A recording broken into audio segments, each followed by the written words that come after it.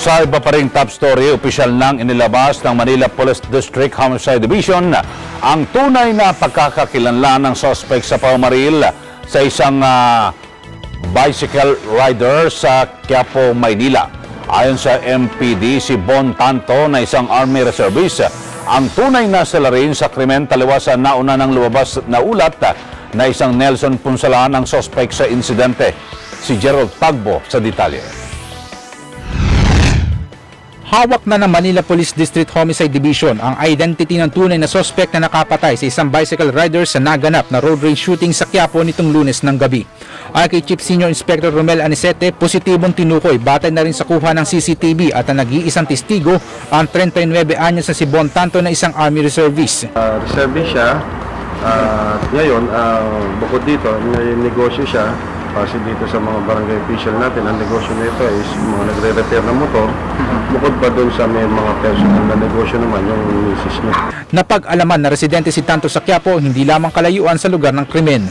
Naging viral sa social media ang kuha ng CCTV nitong Lunes ng gabi sa Picasal Street, kung saan bumangga ang pulang Hyundai Ion na may conduction sticker na MO3745 sa bisikletang dala ni Mark Vincent Heralde. Makikita sa video ang komprontasyon ng dalawa hanggang sa mauwi sa suntukan habang nakatingin lang ang ilang bystander. Agad na bumalik sa loob ng sasakyan si Tanto pero maya-maya pa, muli itong lumabas ng kanyang kotse. Dito na pinagbabaril ni Tanto sa mukha si Heralde.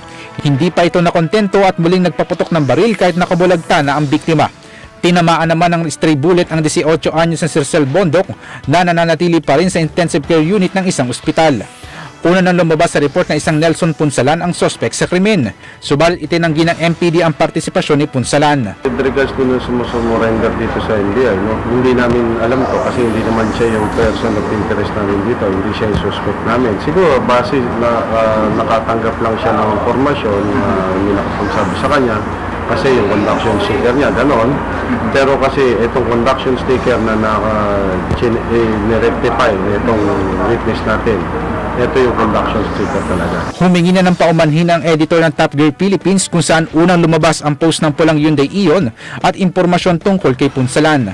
Sa kanyang post sa Facebook page ng Top Gear, sinabi ni Vernon Sarne na siya ang responsable sa pag-post ng nasabing larawan at gagawin umano niya ang lahat para personal na makahingi ng paumanhin kay Punsalan at sa mga kaanak nito. Kinumpirma naman ng pamunuan ng Philippine Army na nasa listahan ng Army Reservist si Tanto na nakatalaga sa 131st CDC NCR Reserve Corps Development Center sa Caloocan City.